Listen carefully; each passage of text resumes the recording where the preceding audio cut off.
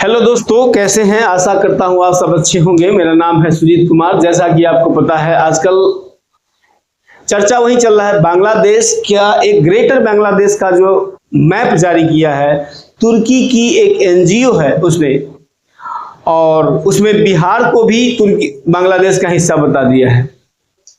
यह अपने आप में अजूबा है। पता नहीं तुर्की के दिमाग में क्या खुरापात आइडिया आया हुआ है। ये सब तो ठीक है दोस्तों, आप लोग सब्सक्राइब नहीं करते यार, ये ठीक बात नहीं है। ये इतना तो हक बनता है ना मेरा कहना, ठीक है? तो सब्सक्राइब कर लीजिए, चैनल को मैक्सिमम बढ़ाने की कोशिश कीजिए।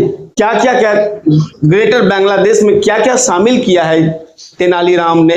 इसको तेनालीराम को जब से यूनुस, पता नहीं इस बेवकूफ आदमी को कौन दे दिया नोबेल प्राइज।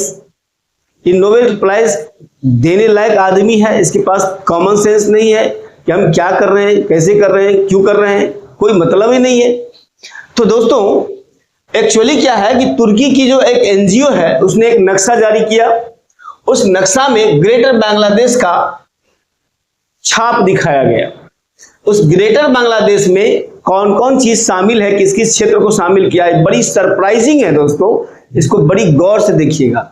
देखिए, एक तो नॉर्थ ईस्ट है, यानी इंडिया का उत्तर पूर्वी राज्य जो सेवन सिस्टर के नाम से जाना जाता है ना, वो सारा का सारा उसमें शामिल है। असम, अरुणाचल, मेघालय, नागालैंड, मिजोरम, त्रिपुरा, ये सबको उसमें शामिल कर लिया है कि सब ग्रेटर बांग्लादेश में है। अच्छा, इसके अलावा बिहार को शामिल कर लिया है, झारखंड को शामिल कर लिया है ना, उड़ीसा को कहा है कि ये ग्रेटर बांग्लादेश में रहेगा। ऐसा नक्शा जारी किया जिसमें सब शामिल है ना। इसके अलावा म्यांमार का जो अराकान क्षेत्र है, जहां पे अभी उपद्रव मचा हुआ है, ये अराकान क्षेत्र को भी ग्रेटर बांग्लादेश के नक्शा में दिखा दिया है। अब हमको बताइए, दरअसल क्या है कि ये कोई नया विचार नहीं है।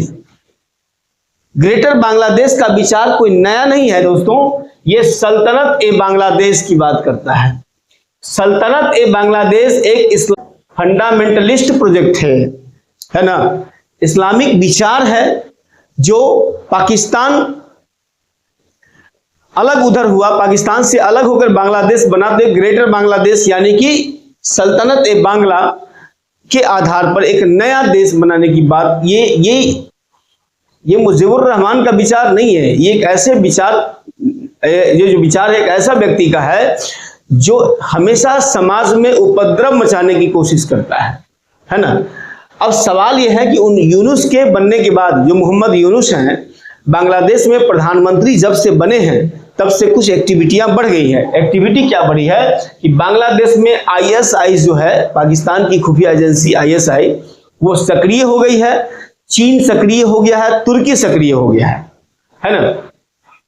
एक्चुअली क्या है कि आईएसआई जो है बांग्लादेश में जाकर युवाओं को भटका रहा है और इस्लामिज्म के नाम पर युवा को अलग रास्ते पर, अलग ट्रैक पर ले जाने की कोशिश कर रहा है। भारत विरोधी एजेंडा चला रहा है विभिन्न एनजीओ को मदद करके, ठीक है।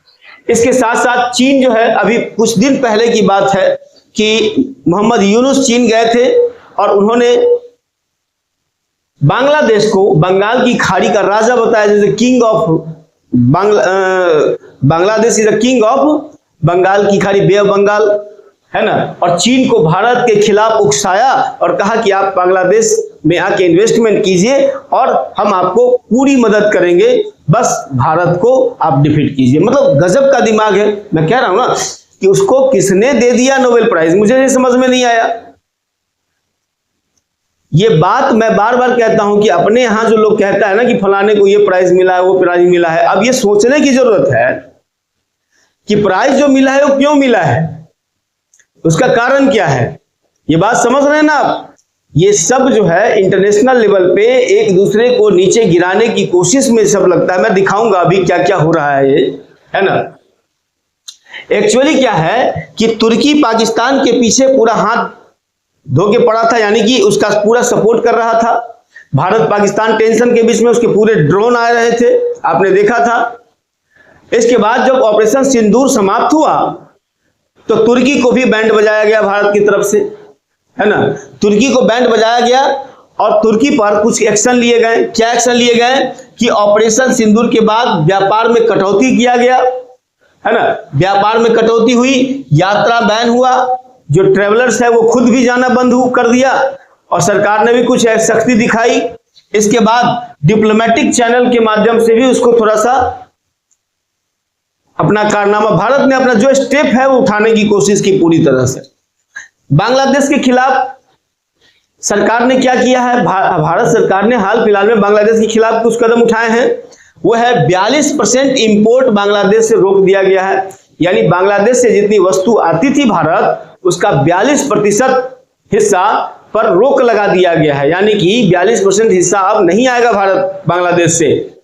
बांग्लादेश के बाजार में या बांग्लादेश का जो स्टॉक मार्केट है या बांग्लादेश का जो इकोनॉमिक स्टेटस है उसमें हाहाकार मच गया है। अब सोचो 42% इंपोर्ट भारत में जो सामान बांग्लादेश से आता था, बांग्लादेश उससे कमा रहा था, उसको हमने एक झटके में बैन कर दिया।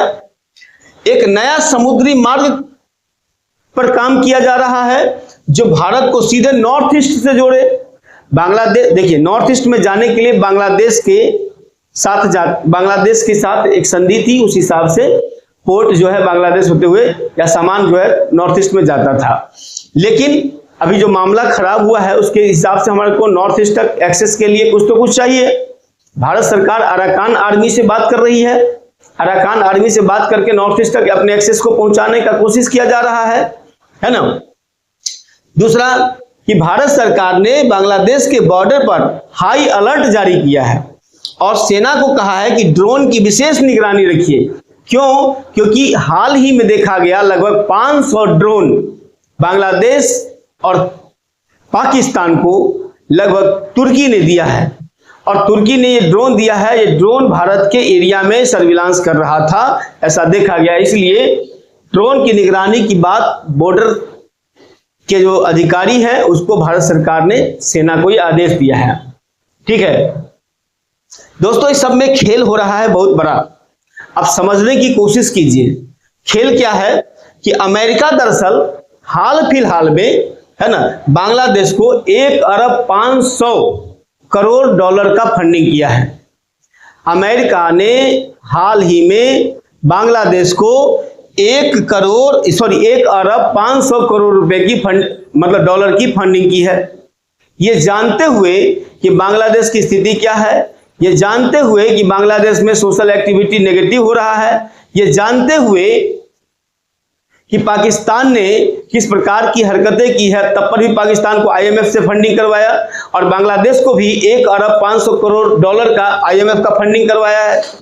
अब ऐसे में समस्या ये बनती है कि ऐसा क्यों कर रहा है अमेरिका। अमेरिका के करने का मेन रीजन क्या है, इस बात को दोस्तों समझिए। अमेरिका म्यांमार की आर्मी को कमजोर करना चाहता है, म्यांमार की आर्मी को कमजोर करना चाहता है। उसके लिए बांग्लादेश में तुर्की और अराकान आर्मी जो विद्रोही गुट है म्यांमार का, उसको सपोर्ट कर रहा है ना। म्यांमार की आर्मी को, चूंकि वहां पर आर्मी का शासन है, आंग सान सू की को गिरफ्तार करके तो साइड कर दिया कब का, तो वहां पे आर्मी का शासन है। म्यांमार में आर्मी के शासन कमजोर हो, ऐसा अमेरिका का अपना सोच है। इसके लिए तुर्की को और अराकान आर्मी जो म्यांमार के खिलाफ वहां पे एक विद्रोही गुट है अराकान इलाके में, उसको सपोर्ट कर रही है ना, बांग्लादेश के माध्यम से।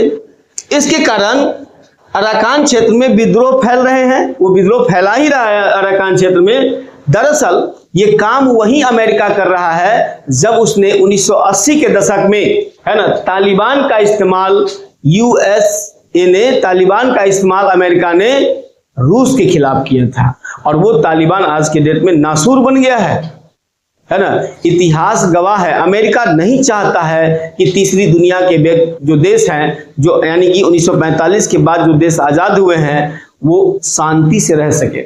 सवाल ये है ना। अब तुर्की और बांग्लादेश को म्यांमार के खिलाफ इस्तेमाल कर रहा है ना, और भारत के लिए बहुत बड़ा ये खतरा है। सबसे बड़ी बात है दोस्तों कि भारत की जो आंतरिक सुरक्षा है वो भी अभी खतरे में दिख रही है। बहुत सारे यूट्यूबर पकड़े गए हैं, है ना। भारत की बाह्य सुरक्षा को भी खतरा दिख रहा है। क्या लगता है आपको कि भारत छोड़ देगा? बिल्कुल नहीं छोड़ेगा।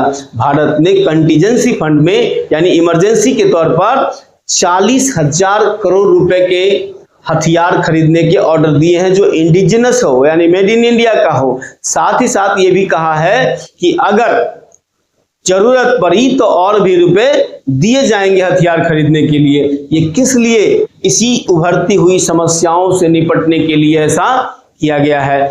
आप देखते रहिए आगे क्या क्या होता है। लेकिन भारत के लिए एक चुनौती है। तुर्की को क्या पड़ा है? तुर्की बिहार को भी बांग्लादेश का हिस्सा बता दे रहा है, उड़ीसा को, सब इस प्रकार का एक प्रोपेगेंडा चलाया जा रहा है इस क्षेत्र में अस्थिरता उत्पन्न करने के लिए, क्योंकि भारत जो है वो बहुत ही फास्ट तरीके से ग्रो कर रहा है। चीन भी कहीं ना कहीं आंतरिक रूप से उसमें शामिल है।